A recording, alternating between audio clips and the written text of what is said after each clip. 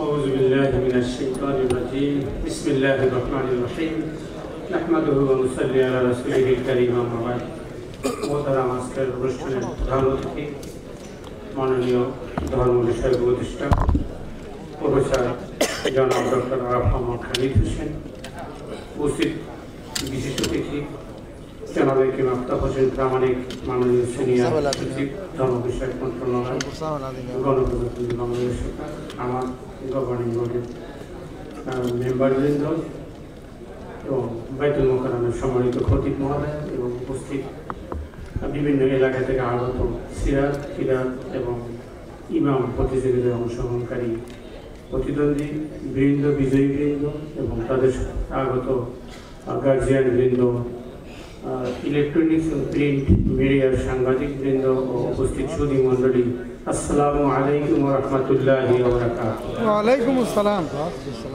দীর্ঘ সময় ধরে আমরা বিভিন্ন বক্তব্য শুনেছি এবং আজকের পুরস্কার বিতরণী অনুষ্ঠানে আমার সমাপ্তি ঘোষণার পালা। আমি দুটি কথা বলে সমাপ্ত ঘোষণা করব।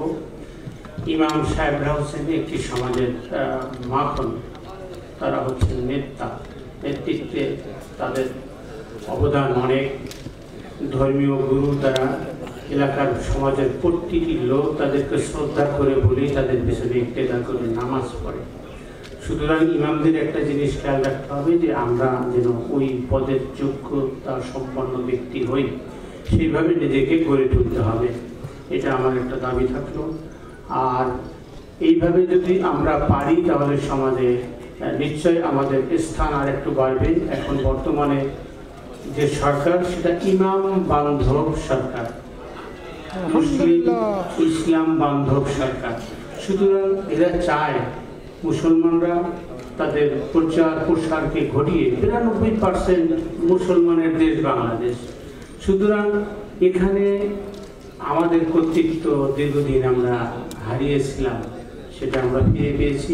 আমরা চাই আমাদের এই কর্তৃত্বকে আমরা বজায় রেখে বিশ্বের মুখে বাংলাদেশকে তুলে ধরতে। সেই জন্য ইমামদের ভূমিকা অনেক।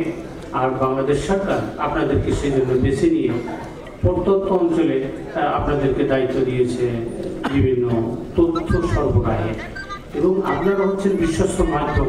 সেই জন্য বিভিন্ন সময় আপনাদের মাধ্যমে আমরা মুহূর্তের মধ্যে সারা বাংলাদেশে সরকারের যে কোনো তথ্য সরবরাহ করে থাকি।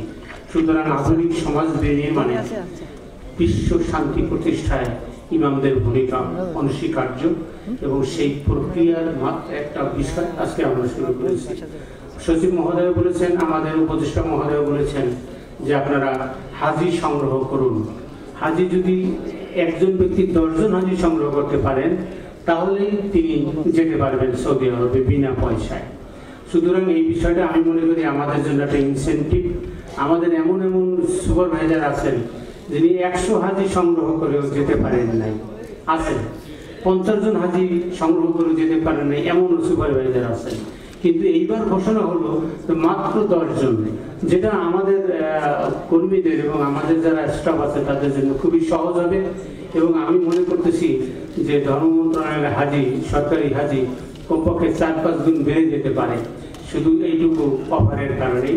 যাই হোক, বিষয়টা আমিও একবার স্মরণ করিয়ে দিলাম যে ইনশাল্লাহ আমরা চেষ্টা করব।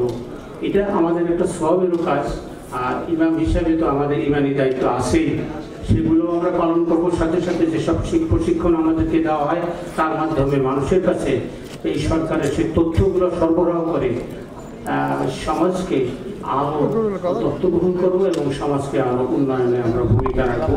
সেই আবেদন রেখে আমরা আজকে আমাদের এই ব্রত হোক যে আমরা এখান থেকে ফিরে গিয়ে মানুষের মাঝে ইসলামী দাওয়াত এটা মানুষের কাছে পৌঁছাবো।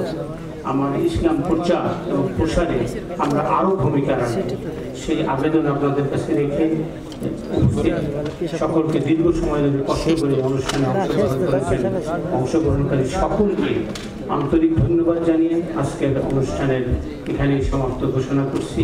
ওয়াখির দাওয়ানা আলহামদুলিল্লাহি রাব্বিল আলামিন।